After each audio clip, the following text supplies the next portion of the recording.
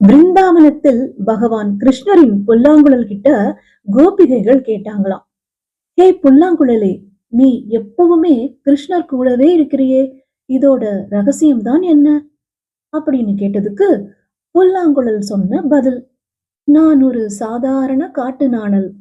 நான் அறிவில்லாதவன், அழகில்லாதவன்.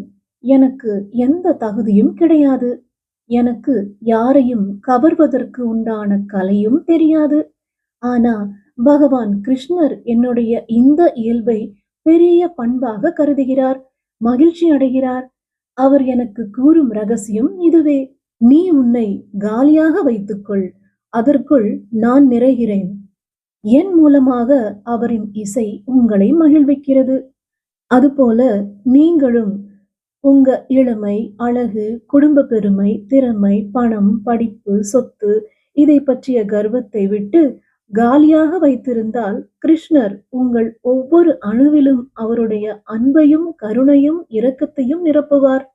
உங்கள் மூலமாக இனிமையான ஆறுதல் தரக்கூடிய இனிய இசையை தந்து அமைதியும் ஒற்றுமையும் உலகம் முழுவதும் பரவ செய்வார் என்று சொன்னது புல்லாங்குழல்.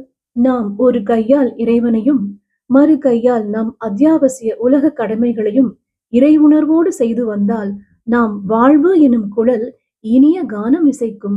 நம்மை பற்றிய கர்வத்தை நீக்குவதற்கு வாட்டர் வயலட் மலர் உதவும். மனதில் தேவையற்ற எண்ணங்களை நீக்குவதற்கு ஒயிட் செஸ்னட் என்கிற மலர் உதவும். தேங்க்யூ.